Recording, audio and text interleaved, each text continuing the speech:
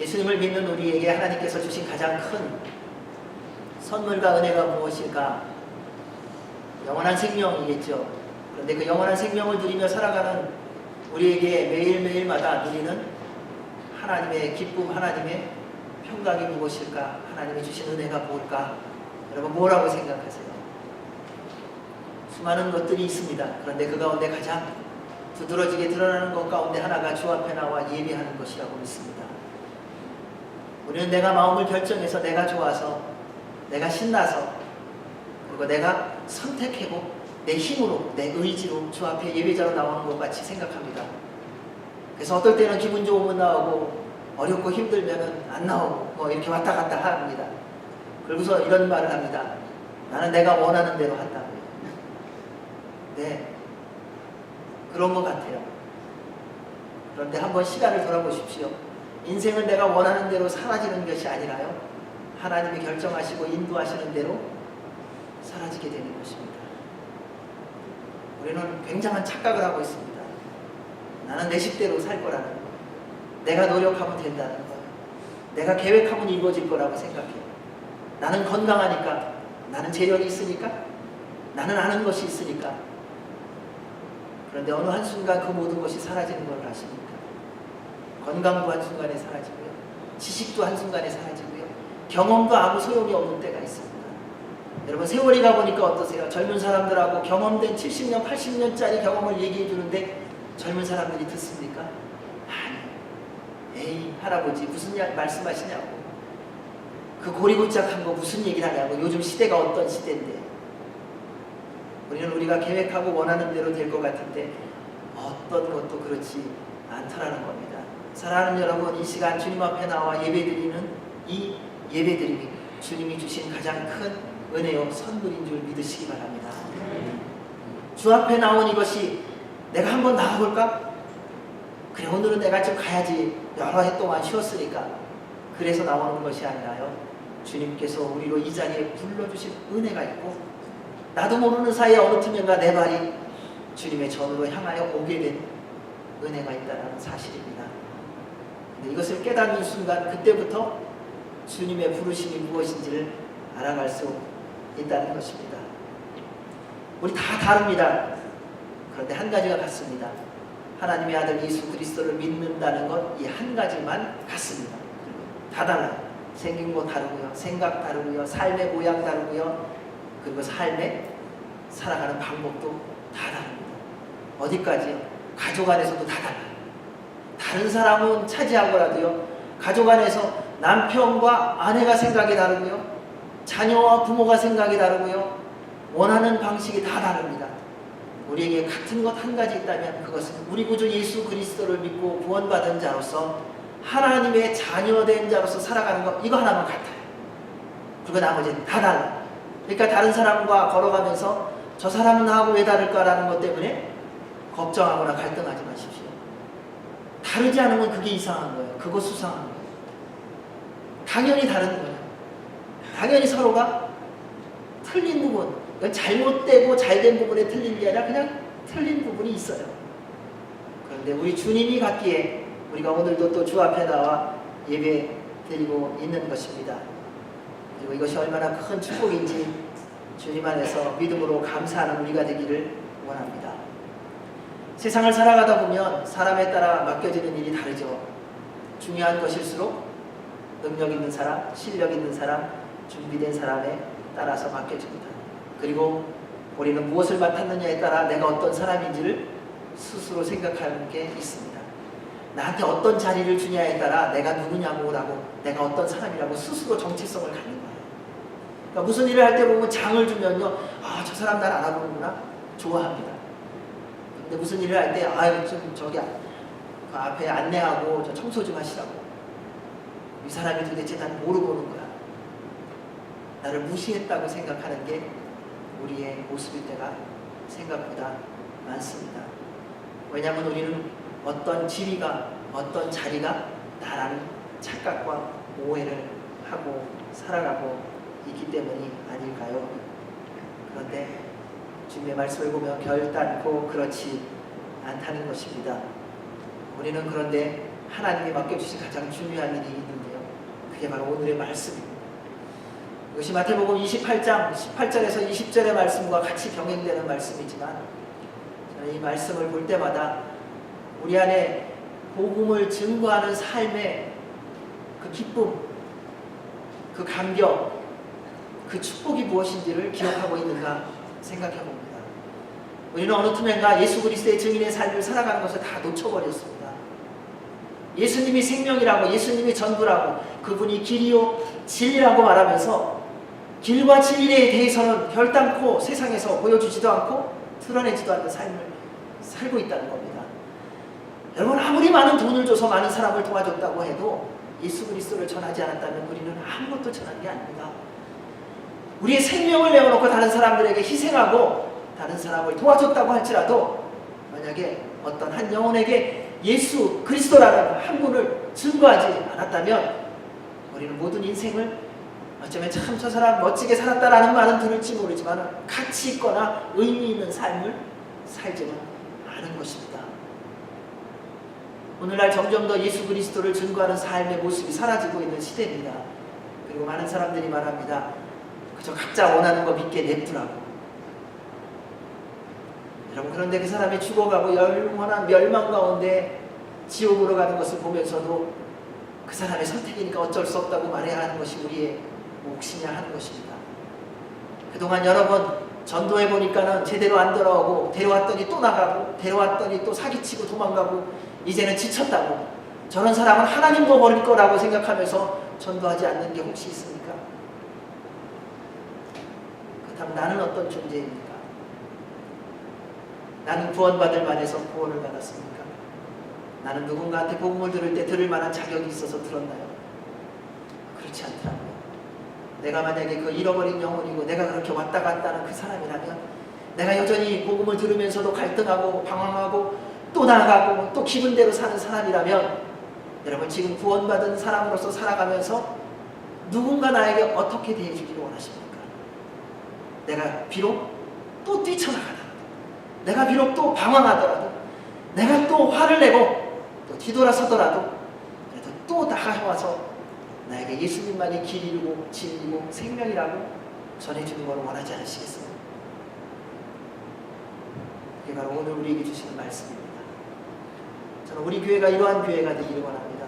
얼마나 많은 사람이 모이느냐, 그게 중심이 아닙니다. 그런데 우리 교회가 주님이 부르시는 그날까지는 예수 그리스도가 생명이신 줄 알고, 그분이 진리이신 줄 알고, 그분이 길인 줄 알고, 그분만을 증거하는 주님의 몸된 교회가 되기를 주의 이름으로 축원합니다. 이것만 된다면 여러분, 우리는 정말 기쁘고 행복한 삶, 진짜 행복한 건 그거예요. 예수님과 함께하는 삶입니다.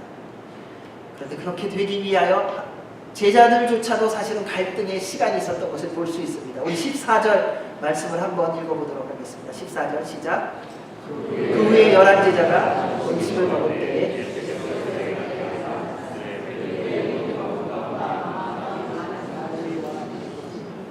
이는 자기가 살아나는 것을 본 자들의 말을 믿지 아니하느니라. 예수님께서 부활하심을 본 여인들의 소식을 듣고도 누가 믿지 않았느냐면요, 11제자가 믿지 않았다는 겁니다. 예수님과 3년 동안에 함께 생활하고 주님의 말씀을 기억했던, 가장 옆에서 그분과 먹고 자고, 예수님이라면 누구에게든지 예수님은 이런 분이야, 그분은 잘 때 이래, 예수님도 너무 피곤하면 주무실 때 코 골더라, 가장 옆에서 그분이 좋아하는 음식은 이거야, 다 말할 수 있는 11제자들이 예수님이 부활하셨다는 여인들의 소식을 듣고 에이, 무슨 말 하냐는 거예요. 여러분, 우리는 예수님을 믿는다고 말합니다. 예수님이 말하면 뭐든지 다 맞다고, 진리라고 말합니다. 정말 그러세요? 여러분, 성경 말씀에 대해서 다 믿으세요? 주님이 말씀하신 것이기 때문에 다 믿습니까? 시대가 변했기 때문에 말씀은 말씀이 아니라고 생각하지는 않으십니까? 우리는 예수님조차도 셀렉트 하더라고요. 예수님의 이런 면은 좋은데 이런 면은 난 싫다는 거예요.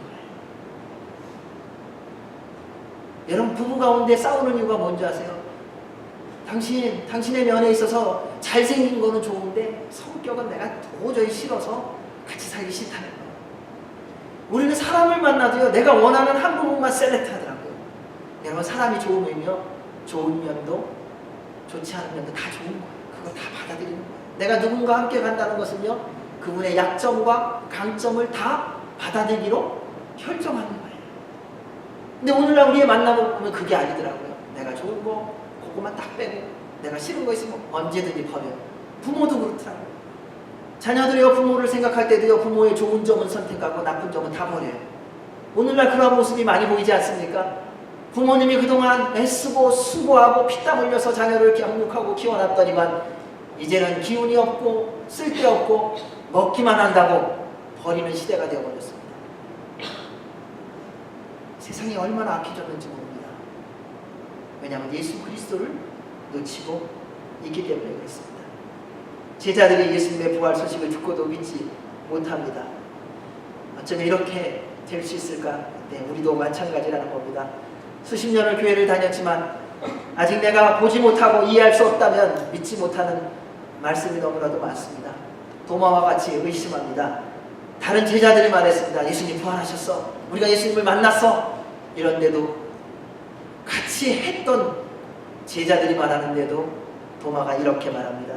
내가 그의 손에 못자국을 보며 내 손가락을 그 못자국에 넣으며 내 손을 그 옆구리에 넣어보지 않고는 믿지 않겠다. 이게 도마만의 고백이겠습니까? 우리는 예수님 믿는다고 하면서 누가 옆에서 얘기를 해요. 예수님 정말 살아계셔요. 에이, 무슨 얘기야. 실질적인 인물이긴 하지. 어떻게 죽은 사람이 살아나. 기도하면 주님이 응답하셔. 에이, 무슨 얘기야. 당신이 노력하고 열심히 하고 하는 열매를 거두는 거지. 무슨 기도한다고 무슨 응답이 있겠어. 그럼 평생을 예수님 믿었는데도 그렇지 않으십니까? 그러니까 주님 앞에 제대로 기도해 본 적이 없는 거예요. 뭐예요? 믿지 않으니까요. 믿지를 않는데 뭘 기도하겠습니까? 우리가 주님 앞에 구하는 건요, 믿는 만큼 구하는 거더라고요. 주님이 나의 호흡까지도 주장하신다고 믿는다면요, 우리 호흡할 때도 기도하는 거 아세요? 주님 오늘 숨쉬게 해주셔서 감사합니다.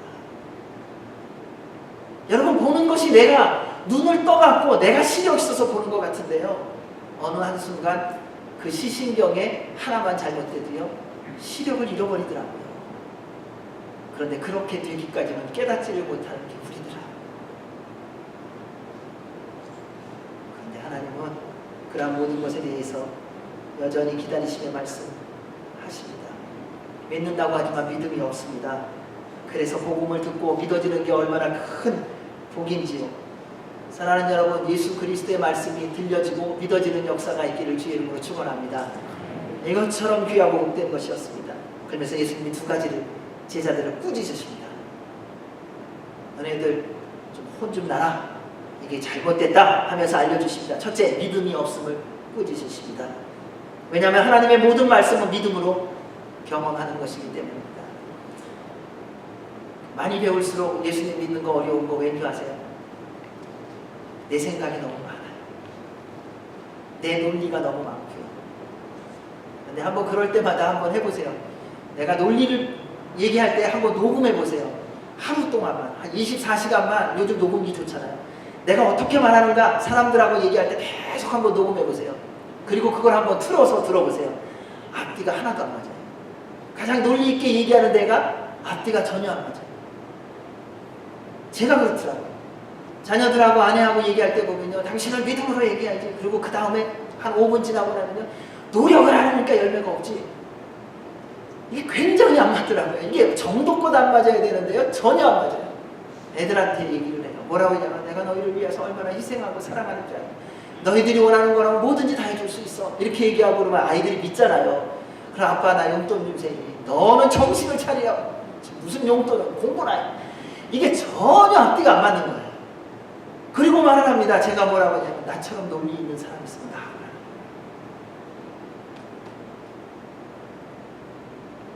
여러분, 하나님의 말씀을 가지고 가장 비논리적인 사람이 누군가 봤더니 목사요, 신학자더라고요. 왜요? 말씀을 다 안다고 착각하더라고요. 내가 그 말씀을 연구했기 때문에 연구도 안 해본 이 무식한 사람들하고 내가 무슨 얘기를 하겠냐는 거예요. 근데 그 신학자, 그 목회자 저의 얘기를 녹음하고 들어보니 얼마나 비합리적이고 비논리적인지 모릅니다. 그래서 우리 주님께서 말씀하셨어요. 내 말은 믿는 자가 듣고 깨닫고 누린다. 사랑하는 여러분, 하나님의 말씀의 능력을 누리기를 원하십니까? 그분의 말씀을 믿으세요. 이거 내가 I understand. 그래서 믿는다. 그건 어떤 면에서 믿음이 아니에요. 그냥 알아가는 것 뿐이에요. 지식일 뿐이에요. 믿음은 그분이 말씀하신 모든 것을 내 심령으로 마음속으로 받아들이는 것입니다. 그때 놀라운 역사가 일어날 것입니다. 믿음이 부족하세요? 구하세요. 우리 주님 넘치도록 주신다고 하셨습니다. 꾸짖지 않으십니다. 히브리서 11장 6절에 이렇게 말씀합니다. 우리 함께 읽어보도록 하겠습니다. 시작.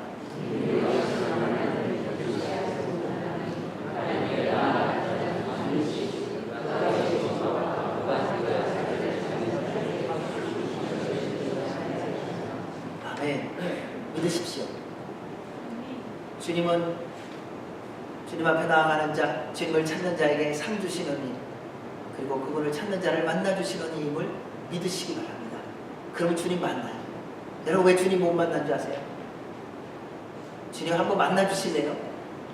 아니면 상관없고요. 그 믿음이 아니에요. 진짜 믿음은 뭔 줄 아세요? 그분이 만나주실 때까지 기다리는 거예요. 여러분, 진짜 사랑이 뭔 줄 아세요? 떠나간 자식이 돌아올 때까지 기다리는 거예요. 다른 어떤 것도 아니더라고요. 그게 우리 주님이 우리에게 보여주신 믿음이었고 우리를 향한 사랑이었어요. 우리처럼 방황한 사람이 어디 있습니까? 그런데 우리 주님 끊임없이 사랑하시고 끊임없이 기다려주세요. 우리가 주님께로 돌아갈 때까지. 둘째는 마음이 완악함을 꾸짖으셨습니다. 사람이 좋은 것과 마음이 완악한 게 좀 다릅니다. 다 착하더라고요. 다 선한 일을 하고 싶어 하시고요. 다 좋은 일 하고 싶어 하세요. 그런데 생각보다 우리 모두는 거의 예외 없이 다 마음은 완악하더라고요. 그래서 다 자기 고집이 있어요. 다 부드러운 것 같은데요. 네, 아니더라고요. 어느 부분 하나만 딱 건드리면요, 다 드러나요. 멀쩡한 것 같은데요, 어느 영역 하나만 딱 건드리면요, 그 다음에 다 뒤집어집니다. 근데 그걸 제일 잘하는 사람이 있습니다. 남편과 아내가 그렇고요, 자녀들이 그렇습니다. 우리 아빠를 화내려면 요거만 건드리면 돼요. 멀쩡하게 잘 지내던 아빠가 한 거 그거만 딱 스위치만 누르면 그냥 확 뒤집어져요. 희한하죠. 우리는 나름대로 다 완악함이 있는 것을 볼 수 있습니다. 나름대로 착하고 선하게 살지만, 그렇지만 그게 그렇게 쉽지 않다는 것입니다. 세상에서 인정받는 삶을 살수록 예수님을 믿는 것을 어려워합니다. 왜냐면요, 예수님은 죄인만 찾고요, 그리고 죄인만 예수님을 믿기 때문에 그렇습니다. 의인은 예수님을 믿을 이유도 없고요, 예수님을 믿지도 않습니다. 내가 잘 살고 있는데 뭐 예수님이 필요합니까? 예수님이 필요한 분은 딱 한 사람입니다. 죄인이에요. 죄인인 사람만 예수님을 믿어요. 그래서 예수님께서 말씀하시지 않았습니까? 내가 의인을 찾으러 온 것이 아니라 죄인을 찾으러 왔다고요. 나 이제 예수님 믿었으니까 의인이야. 그런데 또 다른 면에서는 여전히 죄인이라는 것입니다. 그래서 스스로 죄인임을 인정하지 못하는 사람, 예수님을 믿기가 어려운데 그것이 바로 마음이 완악한 것입니다. 믿음의 공동체 안에서도 이와 같은 비슷한 모습을 볼 수 있습니다. 이런 분들이 있지 않습니까? 나만큼만 믿으면 될 텐데, 나만큼만 생각하면 될 텐데, 나처럼 이렇게 격조 있게 살면 될 텐데, 나처럼만 매너 있으면, 나처럼만 나눈다면, 나처럼만 섬기며 산다면, 이게 얼마나 교만하고 완악한 건지를 우리가 알아야 합니다. 하나님의 사람은요, 믿고 나누고 섬길수록 더 겸손해집니다. 내가 선줄로 생각하거든 넘어질까? 조심하라 하셨습니다. 그래서 그리스도인은요, 특징이 있습니다. 그래서 세상 사람들이 감당할 수 없고 이해하지 못하는 이유가 뭐냐면요, 이상해요. 자기 거를 다 주면서도, 그러면서도 막 미안해하는 거예요. 왜 미안해하는지 아세요? 받아줘서 너무 감사한데, 근데 그 사람이 너무 고맙다고 그러니까 미안한 거예요. 그거 다 주님으로부터 받은 거잖아요. 여러분, 건강 주님이 주신 거잖아요. 주님이 주신 건강으로 섬길 수 있는 것이 얼마나 감사스러운 겁니까? 것입니까? 주님이 주신 물질로 가난하고 연약한 자를 돕는 거 얼마나 감사한 것입니까? 주님이 배우게 하신 지식으로 누군가를 가르칠 수 있는 거 얼마나 기쁨이고 감사한 것입니까? 그래서 배운 사람이 말하는 거예요. 선생님 너무 좋은 거 가르쳐 주셔서 감사합니다. 그러면요, 그리스도인은 어떻게 대답하는 줄 아세요? 무슨 말씀을 하시냐고요? 그 제 거 아니에요. 주님이 잠시 동안 저에게 저의 지식으로 주신 건데 주님이 사용하게 해주신 은혜가 있는 거예요. 이게 그리스도예요.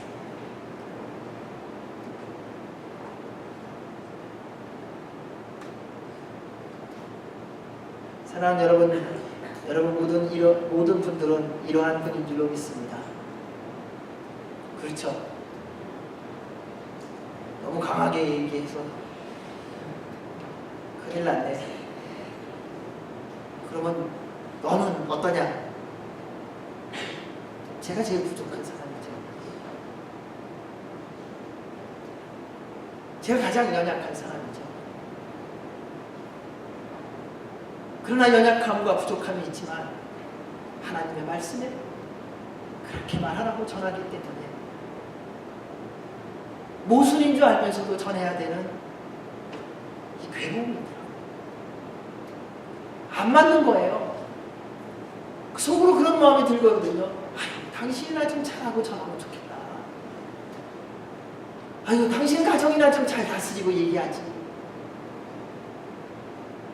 근데 그럼에도 불구하고 또 말씀을 들고 말씀을 가지고 전하라고 하면 내가 잘못하고 내가 연약하고 내가 부족하고 내가 넘어지는 것은 내가 책임을 질 테니 너는 내가 내 입술에 튼 대로만 전해라. 사실은 여러분 저도 참 괴롭습니다. 그저 적당히 얘기하고 싶거든요. 그냥 좋은 말 하고 싶어요. 여러분 이민삼 사는 거 너무 힘든데 에이 주님이 다 아세요. 그 정도 거짓말하는 거, 그 정도 적당히 살아가는 거 괜찮아요. 주님이 다 이해하셔요. 그분은 21세기 안 살아보셨잖아요. 적당히 넘어갈 수 있어요. 다. 그런데 그렇게 살다가 뭐 하겠자는 거예요. 그렇게 살고 싶지는 않다. 그리고 하나님께서 여러분들을 저에게 맡기셨기 때문에 어쩌면 저는 비난받고 손가락질 받을지 모르지만 그러나 여러분 한 분 한 분이 예수 그리스도 앞에서 주의 말씀대로 살아가면서 하나님께서 약속하신 하늘과 땅의 은혜와 복을 다 드리며 살아가셔야만 해요. 그것이 이루어지지 않는다면 어쩌면 우리는 이 모임 자체가 세상의 모임과 별로 다를 바 없는 소셜 그룹으로 전락할지도 모릅니다. 우리 안에 하나님의 능력을 경험할 수 없다면 여러분 우리가 무엇을 믿고 있는 거예요? 우리 안에 기적이 일어나고 있지 않다면 우리가 살아계신 하나님을 믿고 있다는 증거가 어떻게 확인되겠냐는 거예요. 주님이 우리 안에 계시다는 그 확인을 우리가 무엇으로 할 수 있냐는 거예요. 그것이 우리 안에서 이루어지는 주님의 능력으로만 확인될 수 있는 것입니다. 따라서 사랑하는 여러분, 더욱더 주님을 믿는 믿음 안에 우리 모두 다 부드러워지기를 원합니다. 그래서 늘 성령님 충만하시고 주의 보혈에 잠겨 계시기를 주의 이름으로 축원합니다. 그런 우리에게, 이렇게 연약한 우리에게 하나님께서 가장 놀라운 것을 증거하라고 말씀하셨습니다. 그게 15절 말씀입니다. 우리 15절 말씀을 읽습니다. 시작.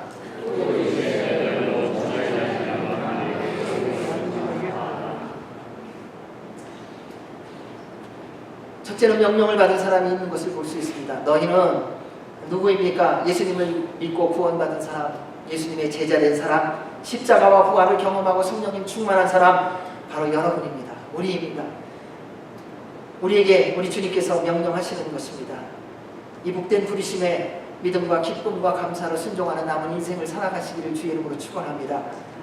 세상에서는 중요한 일일수록 준비되고 완벽한 사람에게 맡기지만 하나님은 중요한 일일수록 한 사람에게 맡기십니다. 어떤 사람인 줄 아세요? 하나님을 믿고 순종하는 사람입니다. 그 사람이 뭘 준비했느냐가 아닙니다. 그 사람에게 어떤 능력이 있느냐가 아닙니다. 그에게 어떤 재력이 있느냐, 천만에요. 세상에 어떤 정치력과 권력을 가지고 있느냐, 다 우스운 소리입니다. 우리 주님이 사용하는 사람은 딱 한 사람입니다. 하나님을 믿고 그분의 말씀에 순종하는 사람. 여러분, 뭔가 일을 할 때 어떤 사람을 만나고 싶으세요? 나를 믿고 내가 말하는 것을 따라서 한 마음으로 함께 일하는 사람 아니세요? 실력 있고 능력 있는 사람은요, 세상에 너무 많습니다. 돈 있는 사람이요, 세상에 너무 많아요. 돈 때문에 주의 일 못하는 거 아닙니다. 실력이 부족해서 주님의 일이 안 되는 거 아닙니다. 살아계신 하나님이 함께 하신다면요, 사랑하는 여러분, 여러분의 인생 가운데 불가능이 없습니다. 그럼 이게 믿어지시냐는 거예요. 근데 이게 믿어져야 돼요. 왜요? 그때 하나님의 능력을 경험하니까요. 그러한 우리에게 하나님께서 명령하셨다는 거예요. 내가 너희에게. 사랑하는 여러분, 이제는 준비 안 된다고 변명하지 마십시오. 하나님, 제가 좀 더 준비되면요, 제가 좀 더 실력 있으면요, 제가 좀 더 재력이 생기면요, 제가 좀 더 인정을 받게 되면요, 죽을 때까지 못합니다. 지금이에요. 주님이 부르시는 지금이에요. 날마다 주의 부르심에 순종하십시오. 주님께서 주의 영광을 보게 해 주실 것입니다. 두 번째는 명령을 받은 사람이 가야 하는 곳이 있습니다. 온 천하입니다. 어느 지역만 아닙니다. 모든 곳을 가셔야 됩니다. 모든 민족과 족속과 나라로 가야 합니다. 하나님이 보내시는 곳이라면 어디든지 가셔야 됩니다. 그런데 또 한 가지 우리가 잘 잊어버리는 게 있는데요. 그런데 하나님의 말씀대로 순종하며 가는데 거기에서 내가 전혀 예상하지 못했던 환난과 기근과 핍박과 생명의 위협도 겪을 수 있다는 겁니다. 주님과 함께 가면 아무런 일도 없다? 아니요. 주님과 함께 가고 주님이 보내셨는데 거기서 죽을 수도 있다는 거예요. 거기서 기가 막힌 환난을 겪을 수도 있다는 거예요. 사도 바울이 그 고백을 합니다. 우리 고린도후서 11장 24절에서 27절 말씀을 한번 읽겠습니다. 시작.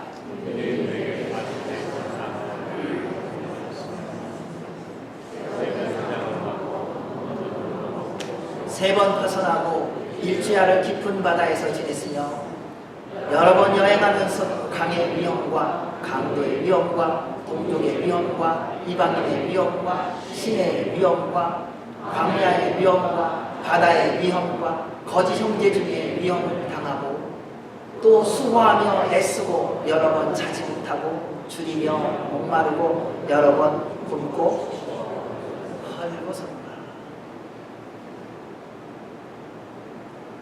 이 고백이요, 우리 예수님이 말씀하신 대로 가라고 하는 모든 곳을 간 사도 바울의 고백이에요. 여러분, 그러니까 주님의 말씀대로 순종하면 평탄한 길만 있지 않습니다. 평탄한 길이 없다는 건 아니에요. 근데 평탄한 길만 있진 않습니다. 근데 생각보다 많은 분들이 예수님을 믿으면서 무슨 생각을 하냐면요, 이런 이 찬송을 그래서 좋아하더라고요. 무슨 일을 만나든지 만사 형통하리라. 근데 예수님 진짜 잘 믿으면요, 우리가 생각하는 그 만사 형통이 아니라 만사 불통이에요. 무슨 일을 만나든지 왜 이렇게 막히는지, 내가 그렇게 사랑했던 사람인데 한순간에 뒤돌아버리고, 내가 그렇게 신뢰하고 믿었는데 나를 배신하고 도망가버리고요, 내가 그렇게 내 모든 것을 다 내어줬는데 어느 한순간 다 떼먹고 도망가버리고요. 기가 막힙니다. 그런데 그럼을 통하여 예수 그리스도가 누구이신지를 새롭게 알아가기 시작한다. 와, 주님이 이 길을 걸어가셨습니다. 주님이 나를 위하여 그렇게 하셨습니다. 사랑하는 여러분, 내가 가고 싶은 곳, 안전한 곳으로만 가는 게 아닙니다. 여러분, 선교는요, 전도는요, 세계 여행하는 게 아니에요. 우리 자꾸 전도하는 거하고 여행하는 거하고 헷갈려요. 그래서 전도, 여행 이랬더니요, 그냥 다 여행인 줄 알아요. 아니라니까요. 예수님께서 가라고 하시는 모든 곳으로 가는 거예요. 우리 조선이었을 때에 이 땅에서 유럽에서 수많은 선교사들이 왔습니다. 그들이 뭘 보고 왔습니까? 그들이 보고 온 건 뭐냐면 예수 그리스도의 복음이 필요하다는 것을 보고 온 거예요. 조선이라는 땅에 볼만한 것이 있어서가 아니에요. 동방의 끝에 있는 나라, 병 때문에, 콜레라 때문에, 질병 때문에, 나환자 때문에 죽어가는 나라, 아무것도 배운 것이 없어서 스스로 무지함 속에서 죽어가는 나라, 그 땅에 필요한 예수 그리스도라는 생명 한 가지 때문에 선교사들이 우리의 민족으로 갔던 것 아닙니까? 여러분, 우리가 이제 그 일을 해야 할 때라는 것입니다. 따라서 사랑하는 여러분, 하나님이 보내시는 곳으로 가십시오. 가정에서부터 시작하시기 바랍니다. 우리는 또 선교 그랬더니 또 다 나가는 것만 생각하세요. 아니요. 온 유대와 예루살렘과 땅끝까지 이릅니다. 예루살렘과 온 유대와 사마리아와 땅끝까지 이르러 가는 겁니다. 여러분, 집에서부터 시작하는 거예요. 누가 대상인 줄 아세요? 예수님 제대로 하고 있는 내 남편이 대상인 거예요. 내 부모님이 대상인 거예요. 어떤 분은요, 시부모님이 대상일 수 있습니다.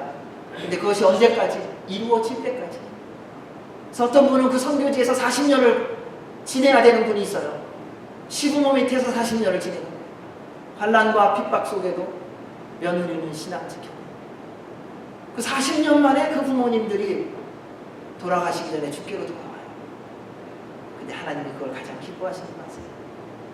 그때 말씀하시는 거예요. 자라야보다 착하고 충성된 종아, 내가 나의 말에 순종하고 내가 소중히 여기는 잃어버린 한 영혼을 향하여 내가 복음을 전하였구나. 이게 주의 말씀에 순종하는 것입니다. 그리고 가는 겁니다. 그래서 사도행전 1장 8절에 보면 말합니다. 오직 성령이 너희에게 임하시면 너희가 권능을 받고 예루살렘과 온 유대와 사마리아와 땅끝까지 이르러 내 증인이 되리라. 그렇게 하시기 바랍니다. 그리고 그 모든 것을 만민에게 전하셔야 합니다. 여러분, 직장에서도 복음 전하시기 바랍니다. 근데 복음 전하라고 했더니 일하라고 복음 전하시는 분이 계세요. 그건 아니에요. 일은 열심히 하셔야 돼요. 여러분, 직장에 가서 예수님 믿는다고요, 일하는 시간에 성경책 읽는 분 계시더라고요. 그건 굉장히 잘못된 겁니다. 성경책 읽으시려면요, 1시간 일찍 하세요. 출근을 일찍 하세요. 그 일하는 시간에 성경 읽는 건 도적질하는 거예요. 하나님 그렇게 하지 않으라고 말씀하신 적 없으세요?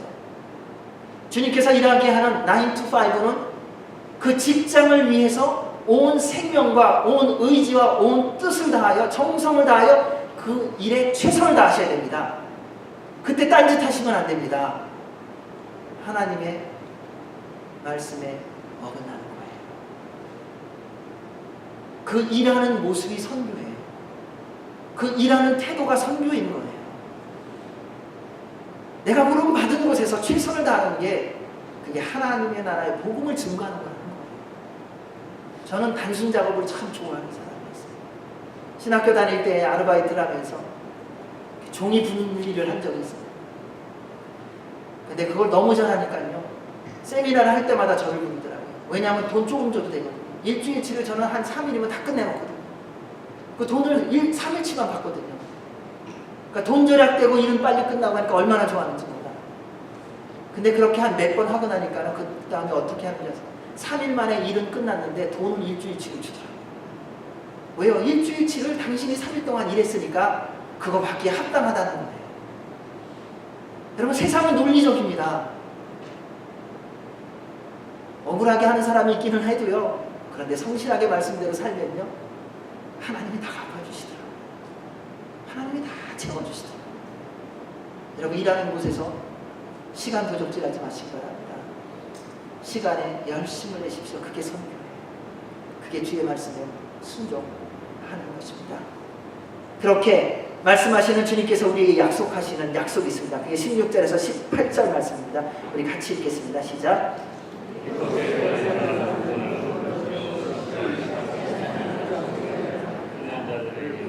믿는 자들에게는 이런 표적이 따르니 곧 그들이 내 이름으로 귀신을 쫓아내며 새 방언을 말하며 뱀을 집어올리며 무슨 독을 마실지라도 해를 받지 아니하며 병든 사람에게 손을 얹은즉 나으리라 하시니라. 아멘. 예수님의 말씀대로 온 천하에 다니며 구석구석 다니며 내가 있는 모든 곳에서 복음을 전파하면 보게 하시고 누리게 하시는 복과 약속하신 능력이 있습니다. 믿고 세례를 받는 사람은 구원을 얻고 믿지 않는 사람은 정죄받는 것을 보게 됩니다. 복음을 전했는데 어떤 사람은 분명히 받아들이는 사람이 있고요. 어떤 사람은 받아들이지 않는 사람이 있습니다. 우리가 전도하다가 실망하는 게 뭐냐면요. 내가 전했는데 안 받아들였다는 거예요. 그리고 확 싸우더라고요. 그리고 나서 막 화를 내요. 그러면 이제 그 사람이 얘기해요. 왜 화내냐고. 내가 전했는데 안 믿었다는 거예요. 안 믿을 수 있어요. 여러분 전도해보면요. 사실은요. 전도해보면요. 10명 전도하면 1명, 2명 받아들일까 말까예요. 저도 젊었을 때 전도여행, 선교여행을 많이 다니면서 해보니까요. 이게 뭐 기도 열심히 하고 가면요. 말하면 바로 받아들일 것 같죠. 아니요. 얼마나 구박을 하는지 모릅니다. 얼마나 발시하는지 모르고요. 그래서요. 10번을 하는데 9번째까지 실패하는 거예요. 그 다음에 10번째는 또 갑니다. 하나님 이거 가야 말아요. 지금까지 안 됐는데 이거 된다는 보장도 없고 이거 해요 말아요. 그럼 마음속에서 슬그머니 주시는 마음은 뭐냐면요. 그래도 해야지 않겠니? 해라! 뭐 이런 식으로도 안 하세요. 할 수 없이 해요. 그 10번째 한 사람이 예수님을 믿겠다고 결정을 하고 같이 기도한다. 얼마나 기쁜지, 얼마나 감격스러운지. 그러면 그 9번에 힘들었던, 물에 빠져 죽을 뻔했던, 파산했던, 매맞았던 모든 것들이 다 잊어버려지는 거예요. 한 번에 복음 전함에 들려지고 들어요. 그게 기쁨이고요. 그게 행복이더라고요. 그래서 예수님을 전하면 듣는 사람 있고 안 듣는 사람 있어요. 안 듣는 사람에 대해서 뭐라 그러지 마세요. 그거는 우리가 어찌할 수 없는 거예요. 그건 하나님의 주권이라는 것입니다. 왜냐하면 우리 주님만이 구원자이심을 우리가 분명히 믿으니까요. 여러분 구원받는 사람은요. 믿는 사람이에요. 물에 빠진 사람 구원을 하려면요. 딱 한 가지더라고요. 물에 빠졌을 때 뭐라고 말합니까? 구하러 가는 사람이요. 당신 아무것도 하지 말고 내가 하는 대로 따라하라고 합니다. 근데 물에 빠졌을 때는 죽을 것 같으니까 그 사람 목을 꼭 잡아요. 같이 죽어요. 그래서 구하는 사람이 하는 게 있어요. 뒤로 와갖고요. 그 사람을 기절을 시켜요. 아니면은 빠져갖고 기운 빠질 때까지 본인이 아무런 힘을 쓸 수 없을 때까지 기다려요. 그리고 가요. 그리고 끌고 나오는 거예요. 구원받으면요. 예수 그리스도를 믿는 믿음으로 우리가 주님께 인도함을 받는 거지, 내가 예수님을 택했기 때문에, 내가 예수님을 붙들었기 때문에 내 힘으로 뭔가를 해서 구원받는 게 결단코 아닙니다. 그래서 주님이 말씀해 주셨습니다. 다른 이로서는 구원을 받을 수 없나니 천하 사람 중에 구원을 얻을 만한 다른 이름을 우리에게 주신 일이 없습니다. 따라서 사랑하는 여러분, 복음을 전하면 믿는 자와 받아들이지 않는 자를 보게 될 것입니다. 그때 주님의 은혜를 구하며 믿지 않는 자에 대해서는 더 기도하시는 우리가 되기를 원합니다. 그러면서 능력을 주시는데요. 17절, 18절에 있는 말씀처럼요. 예수님의 이름으로 귀신을 쫓아내는 능력을 주십니다. 예수님을 전하면 제일 먼저 방해하는 세력이 있는데 사탄이에요. 어찌해서든지 예수님 전하지 못하게 합니다. 내가 무엇을 안다고 전하느냐고 말합니다. 그리고 그동안 그렇게 열심히 전했는데 아무도 안 돌아왔지 않냐는 거예요. 그래서 자꾸 우리의 마음을 흔들어 놓습니다. 시대가 변해서 행함이 우선이라고 유혹합니다. 오늘날에는 이 유혹도 참 많습니다. 행함이 없으니까 안 믿는 거야. 그래서 안전하더라고요. 아니요. 이것이 동시적으로 같이 가야 합니다. 그러한 사단의 속임수에 담대히 예수 그리스도의 이름으로 선포하시기 바랍니다. 근데 이것도 믿는 사람만 하는 거 아세요? 저절로 얘기하는 게 아닙니다. 정말 믿으면요. 나사렛 예수 그리스도의 이름으로 명하면요. 어둠의 영들이 떠나갑니다. 이거는 경험해 보셔야 돼요. 저는 여러분 모두가 믿음으로 예수 그리스도의 이름의 능력을 경험하시기를 주의 이름으로 축원합니다. 여러분 인생을 살아가면서 두려운 일이 얼마나 많은지 모릅니다. 그게 마음을 바꾼다고 되는 게 아닙니다. 우리 안에 계신 예수님의 이름의 능력을 경험해야만 됩니다. 우리는 내 생각만 바꾸면 된다고 그러죠. 다시 다 제자리로 돌아오게 돼 있어요. 근데 예수 그리스도의 이름으로 선포하면 결단코 그런 일이 없다는 것입니다. 사람이 속이려 할 때, 세상이 속이려 할 때에 속지 마시기 바랍니다. 그래서 말씀에 이렇게 기록되어 있습니다. 야고보서 4장 7절입니다. 함께 읽습니다. 시작. 그리하면 너희를 피하리라. 어둡고 악한 세상이라고 말합니다. 예수 그리스도의 이름으로 선포하시고 빛과 생명의 삶을 살아가는 우리 모두가 되기를 축원합니다. 두 번째는요, 새 방언을 주셨습니다. 약속하신 성령님이 오셨을 때 새 방언이 있었습니다. 네, 이거에 대한 오해도 있어요. 우리가 물어봐요. 성령님 받았냐고. 아, 그럼요. 방언하냐고. 방언은 못하고. 에이, 그럼 아니에요. 어디 그렇게 말씀에 기록되어 있나요? 그거 아닙니다. 그리고 또 방언한다 그러고 말해요. 방언 한번 해봐요. 진짜인지 가짜인지 내가 알겠다. 그렇게 말하는 분들이 좀 수상해요. 뭐 진짜일 수도 있는데. 그리고 뭐 기도할 때는 뭐 방언으로만 해야 된다고 막 그래요. 나는 방언으로 안 하면 기도가 안 된다고. 그럼 혼자 가서 하세요. 옆에 있는 사람이 힘들어요. 근데 하나님의 말씀을 보면요, 새 방언을 받은 사람이 말한 것을 어떻게 했는지 아세요? 다른 곳에서 온 사람들이 그 기도를 알아들었다는 거예요. 그럼 기도는 알아들어야 되더라고요.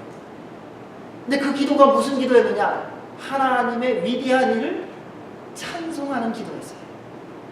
주님이 얼마나 높고 위대한 분인지를 송축하는 기도였어요. 그게 방언이 하는 일이에요. 그래서 방언 기도를 하면요, 힘이 생기는 이유는 뭐냐면요, 내 안에 계신 성령께서 살아계신 하나님, 유일하신 하나님, 삼위일체 하나님을 높이고 경배하고 찬양하기 때문에 그분으로 말미암아 새 힘을 얻기 때문에 힘이 생기는 거예요. 이게 새 방언이에요. 그래서 방언 기도를 하며 더 하나 되어지게 되어 있다는 것입니다. 그리고 더 겸손하고 주의 말씀에 따라 순종하며 살아가게 되어 있습니다. 따라서 여러분 새 방언을 받으시기를 주의 이름으로 축원합니다. 그리고 복음을 전할 때 보호해 주십니다. 뱀을 집어 올리며 무슨 독을 마실지라도 해를 받지 않습니다. 복음을 전하는 데까지는.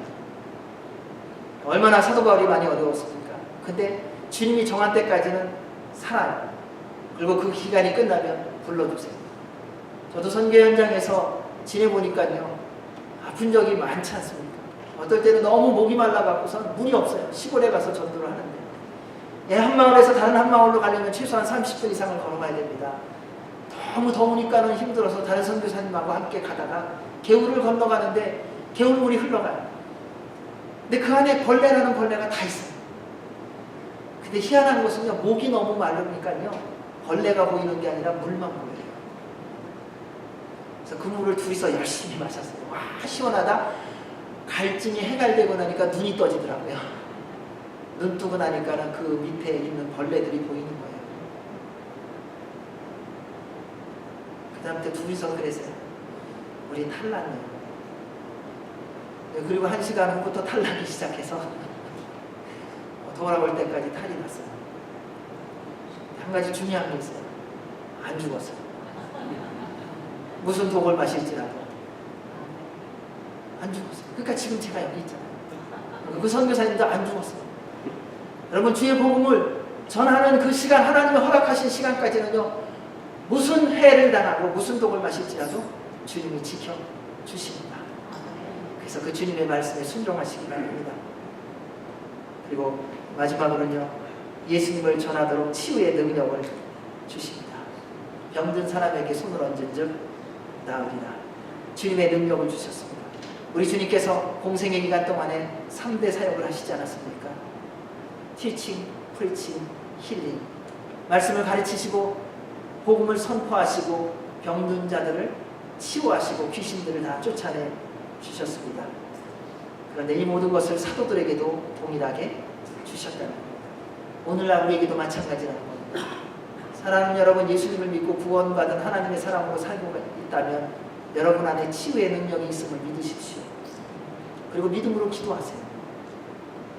저는 그래서 머리 아플 때 제 머리에다 손을 놓고 제가 기도해요. 하나님, 주의 주신 힘과 능력으로 기도합니다. 예수 그리스도의 이름의 능력으로 치유하여 주옵소서. 믿음대로 돼요.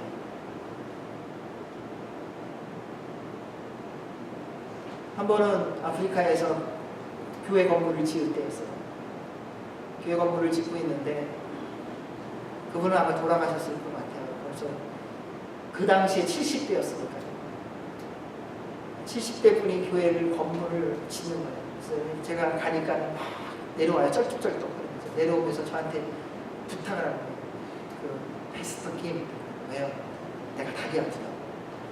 병원에 가셔야죠.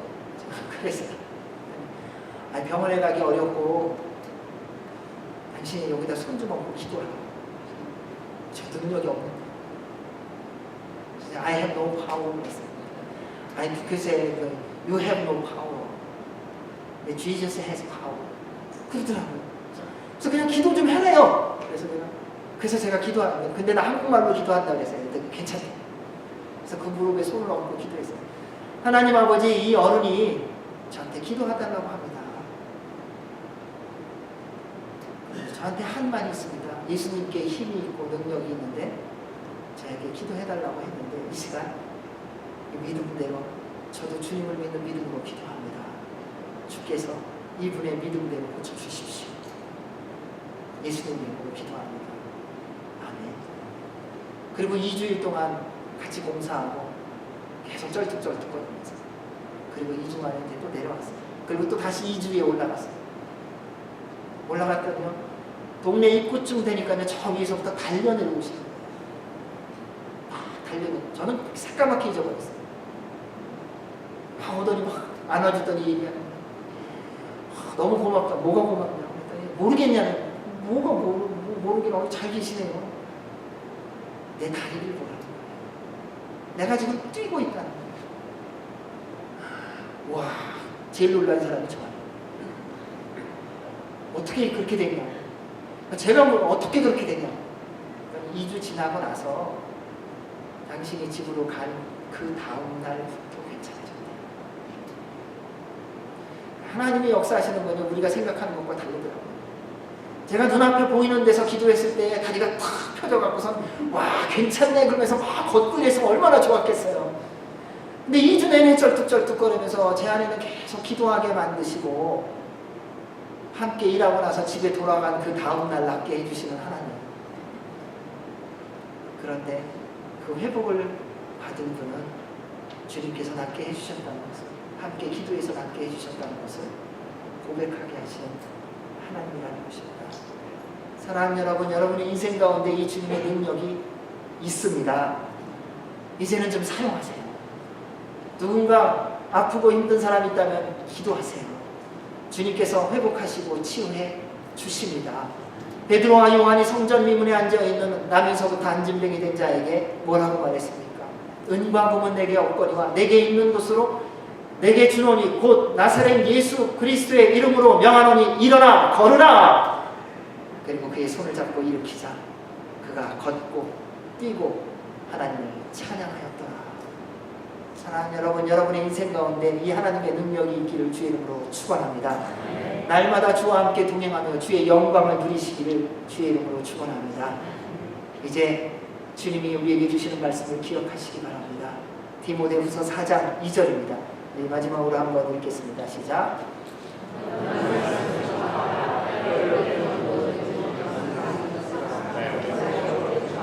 가르침으로 정책하며 경계하며 권하라. 아멘. 사랑하는 여러분, 주님의 나라에 들어갈 때까지 말씀을 전파하시기 바랍니다.